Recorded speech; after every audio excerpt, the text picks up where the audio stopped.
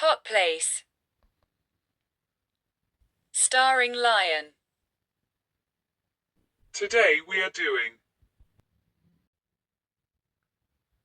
Mali. Mali, officially the Republic of Mali, is a landlocked country in West Africa. It is the 8th largest country in Africa, with an area of over 1,240,192 square kilometers. Mali is located in Africa. The history of the territory of modern Mali may be divided into pre-imperial Mali, before the 13th century. The history of the eponymous Mali Empire and of the Songhai Empire during the 13th to 16th centuries. The borders of Mali are those of French Sudan, drawn in 1891. They are artificial, and unite parts of the larger Sudan region with parts of the Sahara. As a consequence, Mali is a multi-ethnic country, with a majority of its population consisting of Mandé peoples. Mali's history is dominated by its role in trans-Saharan trade, connecting West Africa and the Maghreb. The Malian city Timbuktu is exemplary of this. Situated on the southern fringe of the Sahara and close to the Niger River, it has played an important role in the trans-Saharan trade from the 13th century on. With the establishment of the Mali Empire, had no power in the West Africa after this, the Songhai Empire started growing.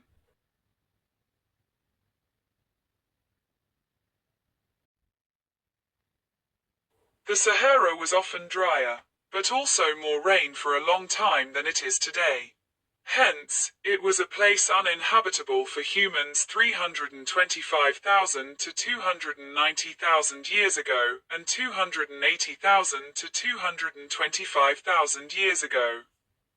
Apart from favorable places like the Tihodain Lake on the water-storing Tassili Naja, in these and other dry periods, the desert stretched repeatedly far to the north and south. Its sand dunes can be found far beyond the present-day borders of the Sahara. Human traces can only be expected in the rainier green phases.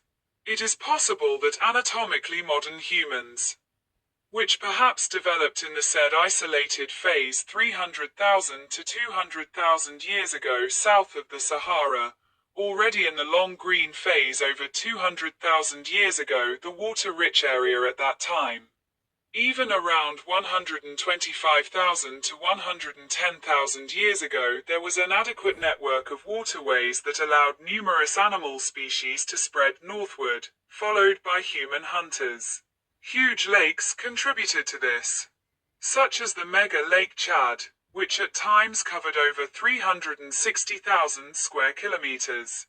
On the other hand, the desert stretched far north and south again 70,000 to 58,000 years ago, and is therefore likely to have represented a barrier that was difficult to overcome. Another green phase followed 50,000 to 45,000 years ago. In Mali, the find situation is less favorable than in the northern neighbors. Excavations at the Aunjugu complex on the Dogon Plateau near Bandiagara have shown that hunters and gatherers lived in the region more than 150,000 years ago. Dating back to between 70,000 and 25,000 years ago is certain. The Paleolithic ended very early in Mali because after this section 25,000 to 20,000 years ago there was another extreme dry phase. The Agolia, when towards the end of the savanna landscape.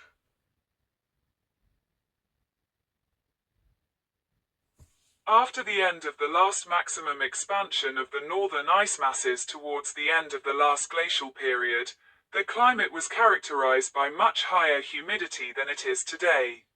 The Niger create a huge inland lake in the area around Timbuktu and Arawan, as well as a similarly large lake in Chad. At the same time, savanna landscapes and a landscape in northern Mali comparable to that which characterizes the south today. This around 9500 BC, the humid phase that begin after the Younger Dryas period. A cold period after the last glacial period was around 5000 BC. CHR. Increasingly replaced by an increasingly dry phase. The Neolithic. The time in which people increasingly produce their own food instead of hunting, fishing or collecting it as before, developed during this humid phase. This is usually divided into 3 sections, which are separated from each other by distinct dry phases. Sorghum and millet were planted in around 8000 BC. Large herds of cattle that were close to the Zebus grazed in what is now the Sahara. Sheep and goats were not added until much later from West Asia, while cattle were first domesticated in Africa. Ceramics appeared at the central Malian site of Aunjugu dating to about 9400 BC, and are believed to be an instance of the independent invention of pottery, i.e. 9500 to 7000 versus BC, in the Aïr according to Marianne Cornevin as early as 10,000 BC. CHR. The earliest Neolithic is attributed to the phase of the productive way of life, although no plants were cultivated and no cattle were kept.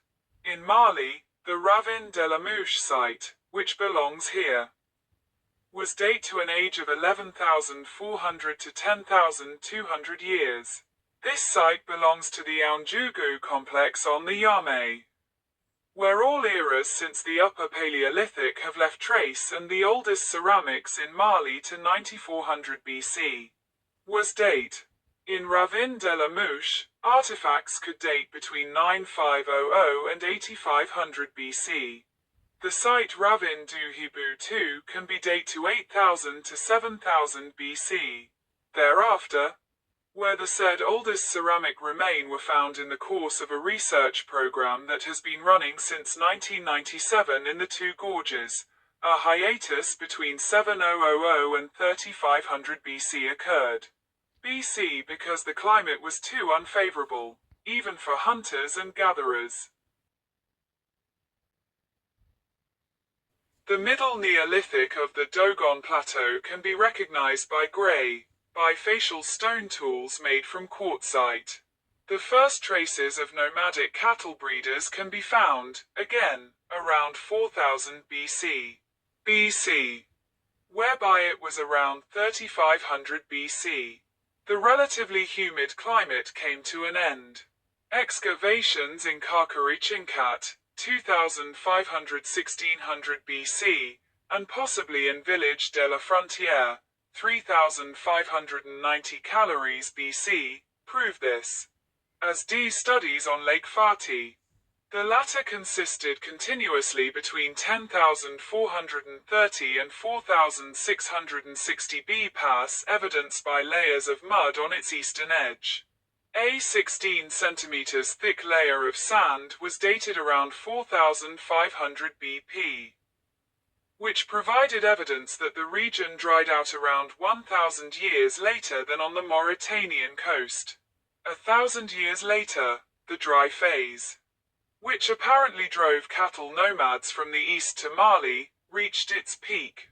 The northern lakes dried up and the population mostly moved south. The transition from the Neolithic to the pre-Dogon is still unclear. In Karkari-Chinkat it became apparent that sheep, cattle and goats were kept, but hunting, gathering and fishing continued to play an important role. It may even be the case that successful pastoralism prevented agriculture from establishing itself for a long time. The late Neolithic was marked by renewed immigration from the Sahara around 2500 BC. CHR, which had grown into an enormously spacious desert. This aridization continued and forced further migrations to the south, the approximate course of which is archaeologically understandable, on the basis of ethno-archaeological studies of ceramics. 3 groups were found that lived around Meima, the Canal de Soni Ali and Winde Koroji on the border with Mauritania in the period around 2000 BC. Lived. This was made possible by ceramic research at the Kabadi site, 1700 to 1400 BC. The MN25 site near Hassi El Abiad and Kirkasoy near Niamey and Niger, 1500 to 1000 BC. Apparently the two groups hiked towards Kirkasoy last, no later than the second half of the second millennium BC. Millet cultivation reached the region at the Varbs West site. More precisely the cultivation of pearl millet, Pennisetum glaucum, but also wheat and emmer, which were established much earlier in the east of the Sahara, now, again, reached Mali. Ecological changes indicate that tillage must have started as early as the third millennium. But this phase of agriculture ended around 400 BC, in turn by an extreme drought. The use of ochre in funerals was common up to the first millennium, even with animals, as the spectacular find of a horse in the west of the inland delta. In Tel Nata Matau, 6 kilometers from Thiel in the circle Tenanku, shows, whose bones are included ochre had been sprinkled. There are also rock carvings typical of the entire Sahara, in which not only symbols and depictions of animals but also depictions of people appear. From the first millennium BC paintings in the Boucle du Baoulé National Park, Fan Fanyajane, on the Dogon Plateau and in the Niger River Delta, Ere Saroba. In Karkarichakat Nord, KN05, and Karkarichinkat Sud, KS05, in the lower Tilemsi Valley, a fossil river valley 70 kilometers north of Gao. It was possible to prove for the first time in 11 women in West Africa south of the Sahara that the modification of the teeth for ritual reasons was in use around 4500-4200 BP. Similar to the Maghreb. In contrast to men, women have modifications ranging from extractions to filings, so that the teeth are given a pointed shape. A custom that lasted until the 19th century. It was also found there that the inhabitants of the valley already obtained 85% of their carbon intake from grass seeds, mainly from C4 plants. This happened either through the consumption of wild plants, such as the wild millet, or through domesticated lamp-cleaning grasses. This provided the earliest evidence of agricultural activity and cattle breeding in West Africa, around 2,200 calories BP.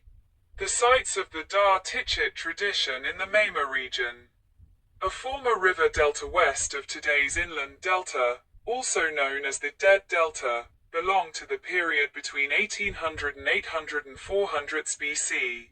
CHR. Their settlements measured between 1 and 8 hectares. But the settlement was not continuous, which may be related to the fact that this region was not suitable for cattle farming during the rainy season. The reason for this was the tsetse fly, which prevented this way of life from expanding southwards for a long time, in contrast to these cattle breeders, who then drove their herds northwards again. The members of the simultaneous Kabadi tradition, who had lived exclusively from fishing, collecting wild grasses and hunting since the middle of the second millennium at the latest, remained relatively stationary. Both cultures had copper that they brought from Mauritania. At the same time, the different cultures cultivated a lively exchange.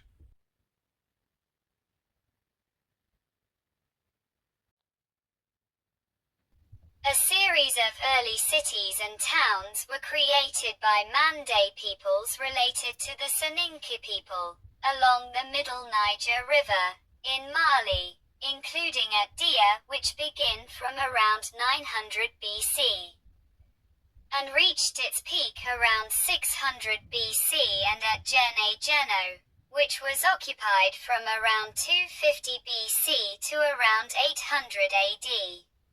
Jene Jeno comprised an urban complex consisting of 40 mounds within a 4-kilometer radius. The site is believed to exceed 33 hectares, 82 acres, and the town engaged in both local and long-distance trade during Jene Geno's second phase, During the first millennium AD, the borders of the site expanded during, possibly covering 100,000 square meters or more, also coinciding with the development at the site of a kind of permanent mud brick architecture, including a city wall. Probably built during the latter half of the first millennium AD using the cylindrical brick technology, which was 3.7 meters wide at its base and ran almost 2 kilometers around the town. There are a few references to Mali in early Islamic literature. Among these are references to Penne and Malal in the work of al-Bakri in 1068, the story of the conversion of an early ruler, known to Ibn Khaldun by 1397 as Barmandana, and a few geographical details in the work of al-Idrisi. The Ghana Empire, also known as simply Ghana, Ghanata, or Ouagadougou, was a West African classical to post-classical era Western Sahelian empire based in the modern-day southeast of Mauritania and western Mali. It is uncertain among historians when Ghana's rule dynasty began.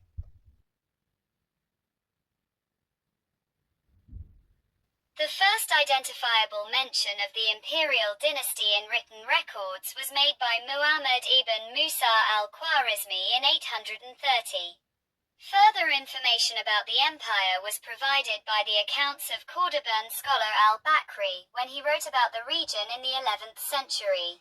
After centuries of prosperity, the empire began its decline in the second millennium, and would finally become a vassal state of the Rise Mali Empire at some point in the 13th century.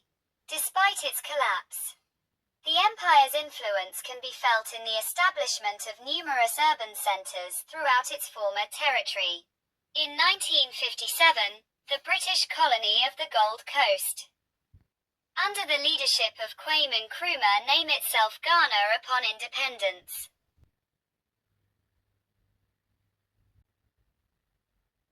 The Mali Empire started in 1230 and was the largest empire in West Africa and profoundly influenced the culture of West Africa through the spread of its language, laws and customs. Until the 19th century, Timbuktu remained important as an outpost at the southwestern fringe of the Muslim world and a hub of the trans-Saharan slave trade. Mandinka from 13th to the 17th century. The empire was founded by Sundiata Keita and became known for the wealth of its rulers, especially Mansa Musa I. The Mali Empire had many profound cultural influences on West Africa, allowing the spread of its language, laws and customs along the Niger River. It extended over a large area and consisted of numerous vassal kingdoms and provinces. The empire was known for its abundant gold resources, which were used to finance the construction of impressive architecture, such as the famous Great Mosque of Djenné. The Mali Empire was also known for its thriving trade network, which stretched across the Sahara Desert and into North Africa and the Middle East. The modern countries included Mali, Senegal, Gambia, Guinea, Mauritania, and parts of Niger and Burkina Faso. But Mali itself is the center of the empire.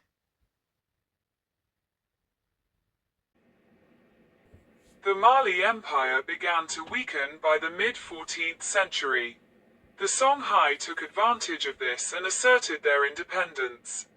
The Songhai made Gao their capital and began an imperial expansion of their own throughout the western Sahel. And by 1420, Songhai was strong enough to exact tribute from Mazina. The emerging Songhai Empire and the declining Mali Empire coexisted during much of the later 14th and throughout the 15th century. In the later 15th century, control of Timbuktu shifted to the Songhai Empire. There was a prophecy during this time that in the 21st century there would be a born heir.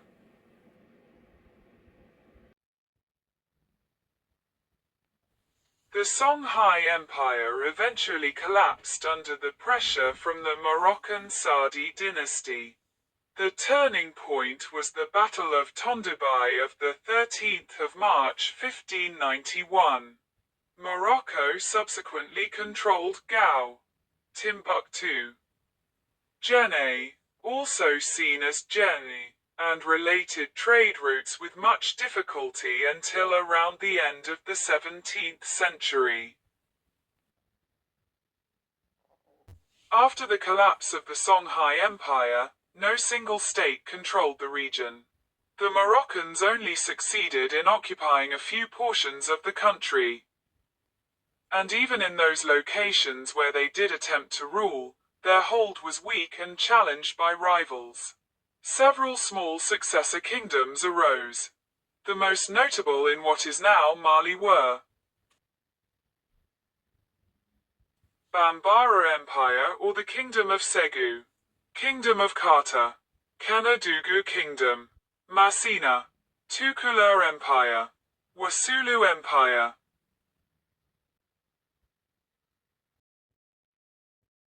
The Bambara Empire existed as a centralized state from 1712 to 1861, was based at Segu and also Timbuktu, also seen as Segu, and ruled parts of central and southern Mali.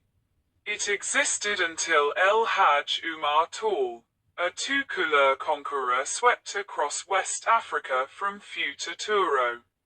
Umar Tall's Mujahideen readily defeated the Bambara, seizing Segu itself on March 10, 1861, and declaring an end to the empire. A split in the Coulibaly dynasty in Segu led to the establishment of a second Bambara state, the Kingdom of Kata, in what is now western Mali, in 1753. It was defeated in 1854 by Umar Tall, leader of Tukula Empire, before his war with Segu. The Senufo Kanadugu Kingdom originated in the 17th century in the area around what is now the border of Mali and Burkina Faso.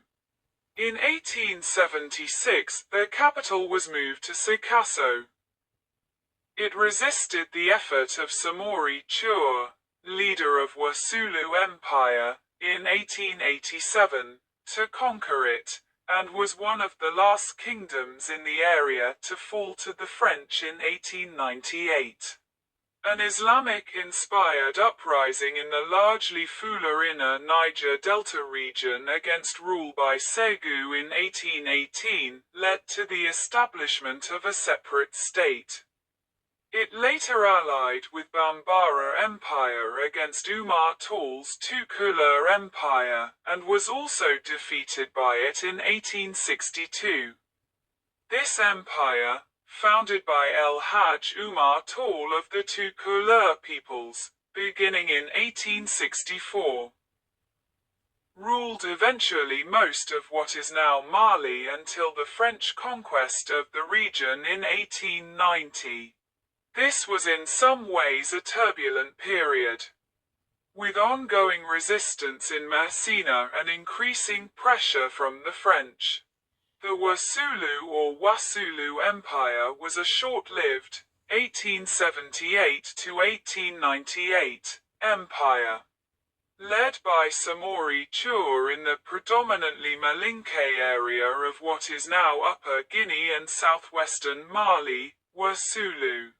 It later moved to Ivory Coast before being conquered by the French. Mali fell under French colonial rule in 1892. By 1893, the French appointed a civilian governor of the territory they called Soudan Français, French Sudan. But active resistance to French rule continued. By 1905, most of the area was under firm French control. French Sudan was administered as part of the Federation of French West Africa and supplied labor to France's colonies on the coast of West Africa. In 1958, the renamed Sudanese Republic obtained complete internal autonomy and joined the French community. In early 1959, the Sudanese Republic and Senegal formed the Federation of Mali. On the 31st of March 1960, France agreed to the Federation of Mali, becoming fully independent.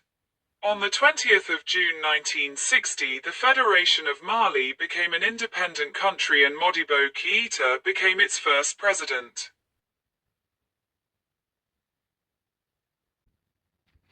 President Modibo Keïta, whose Sudanese Union African Democratic Rally (USRDA) party had dominated pre-independence politics, as a member of the African Democratic Rally, moved quickly to declare a single-party state and to pursue a socialist policy based on extensive nationalization. Keïta withdrew from the French community and also had close ties to the Eastern Bloc. A continuously deteriorating economy led to a decision to rejoin the franc zone in 1967 and modify some of the economic excesses. In 1962 to 64, there was the Tuareg insurgency in northern Mali. On November 19, 1968, a group of young officers staged a bloodless coup and set up a 14-member military committee for national liberation, CMLN, with Lieutenant Moussa Traoré as president. The military leaders attempted to pursue economic reforms, but for several years faced debilitating internal political struggles and the disastrous Sahelian drought. A new constitution, approved in 1974, created a one-party state and was designed to move Mali towards civilian rule. However, the military leaders remained in power. In September 1976, a new political party was established, the Democratic Union of the Malian People, UDPM, based on the concept of democratic centralism. Single-party presidential and legislative elections were held in June 1979, and General Moussa Traoré received 99% of the vote. His efforts at consolidating the single-party government were challenged in 1980 by student-led anti-government demonstrations that led to 3 coup attempts, which were brutally quashed.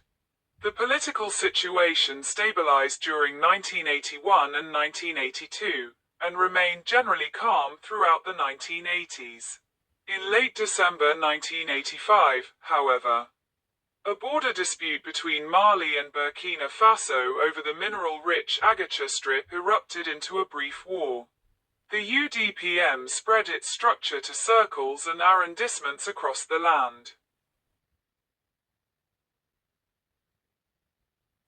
Shifting its attention to Mali's economic difficulties, the government approved plans for some reforms of the state enterprise system, and attempted to control public corruption. It implemented serial marketing liberalization, created new incentives to private enterprise, and worked out a new structural adjustment agreement with the International Monetary Fund, IMF. But the populace became increasingly dissatisfied with the austerity measures imposed by the IMF plan, as well as their perception that the ruling elite was not subject to the same strictures.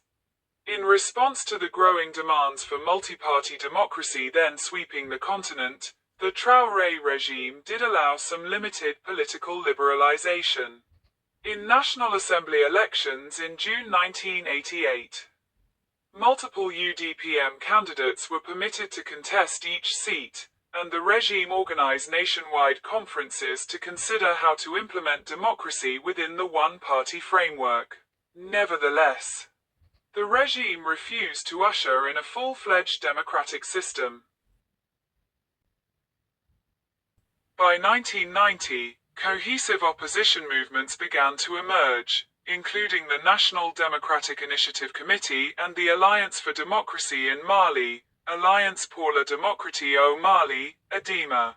The increasingly turbulent political situation was complicated by the rise of ethnic violence in the north in mid-1990.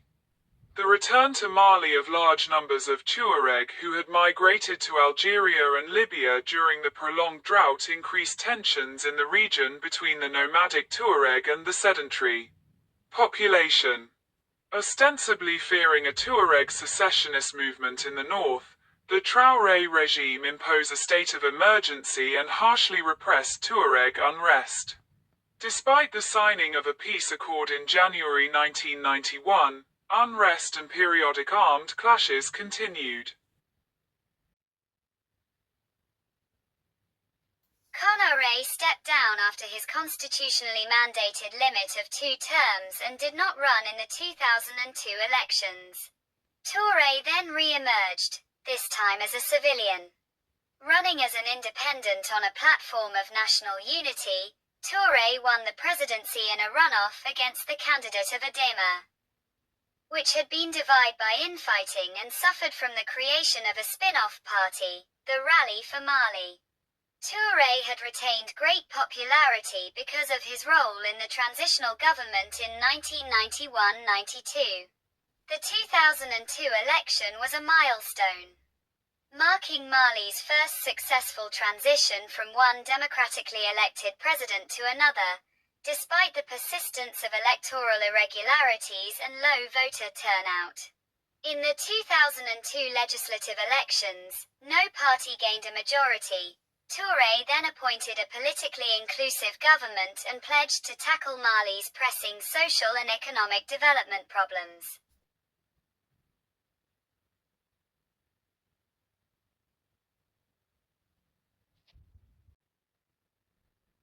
In January 2012, the National Movement for the Liberation of Azawad, MNLA, began an insurgency.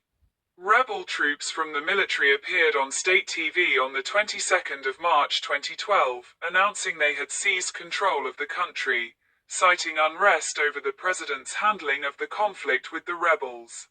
The former president was forced into hiding. However, due to the 2012 insurgency in northern Mali, the military government controls only the southern third of the country, leaving the north of the country, known as Azawad, to MNLA rebels. The rebels control Timbuktu, 700 kilometers from the capital. In response, the Economic Community of West African States, ECOWAS, froze assets and imposed an embargo, leaving some with only days of fuel. Mali is dependent on fuel imports trucked overland from Senegal and Ivory Coast. As of July 17, 2012, the Tuareg rebels have since been pushed out by their allies, the Islamists, Ansar Dine, and Al-Qaeda in the Islamic Maghreb, AQIM. An extremist mini-state in northern Mali is the unexpected result from the collapse of the earlier coup d'état by the angry army officers. Refugees in the 92,000-person refugee camp at Mbera, Mauritania, describe the Islamists as intent on imposing an Islam of lash and pistol on Malian Muslims. The Islamists in Timbuktu have destroyed about a half-dozen venerable above-ground tombs of revered holy men, proclaiming the tombs contrary to Sharia. One refugee in the camp spoke of encountering Afghans, Pakistanis, and Nigerians. Ramtane Lamamra, the African Union's Peace and Security Commissioner, said the African Union has discussed sending a military force to reunify Mali and that negotiations with terrorists had been ruled out, but negotiations with other armed factions is still open. On the 10th of December 2012, Prime Minister Cheikh Modibo Diarra was arrested by soldiers and taken to a military base in Kati. Hours later, the Prime Minister announced his resignation and the resignation of his government on national television. On the 10th of January 2013, Islamist forces captured the strategic town of Konna, located 600 kilometers from the capital, from the Malian army. The following day, the French military launched Operation Serval, intervening in the conflict.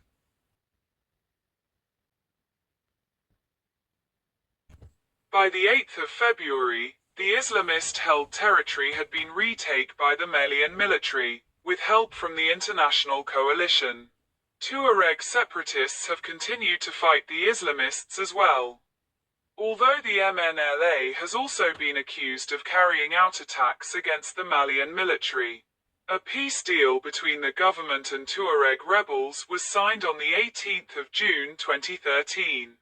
Presidential elections were held in Mali on the 28th of July 2013, with a second-round runoff held on the 11th of August. Ibrahim Boubacar Keïta defeated Soumaïla Cissé in the runoff to become the new president of Mali. The peace deal between the Tuareg rebels and Malian government was broken in late November 2013 because of clashes in the northern city of Kidal. A new ceasefire was agreed upon on the 20th of February 2015 between the Malian government and the northern rebels. In August 2018, President Ibrahim Boubacar Keïta was re-elected for a new 5-year term after winning the second round of the election against Soumaïla Cissé.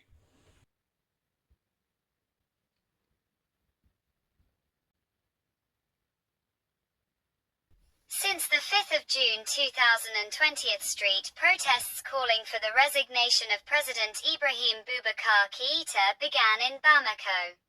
On the 18th of August 2020, mutinying soldiers arrested President Ibrahim Boubacar Keïta and Prime Minister Boubou Cissé. President Keïta resigned and left the country.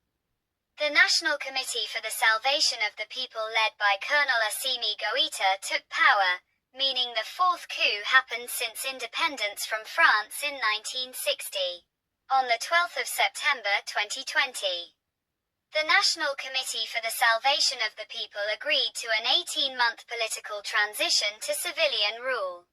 Shortly after, Ba Ndour was named interim president. On May 25, 2021, Colonel Assimi Goïta dismissed the transitional president Ba Ndour and the transitional Prime Minister Mokhtar Wane from their positions. On the 7th of June 2021, Mali's military commander Assimi Goïta was sworn into office as the new interim president. According to Human Rights Watch, HRW, Malian troops and suspected Russian mercenaries from the Wagner Group executed around 300 civilian men in central Mali in March 2022. France had withdrawn French troops from Mali in February 2022. In 2023, there was a proposal from Burkina Faso to establish a federation with Mali. The aim of the federation was to amplify the political and economic influence of both nations by combining their resources, territories and populations. This initiative was part of a larger trend of African countries forming regional alliances to address shared challenges and advance their collective interests.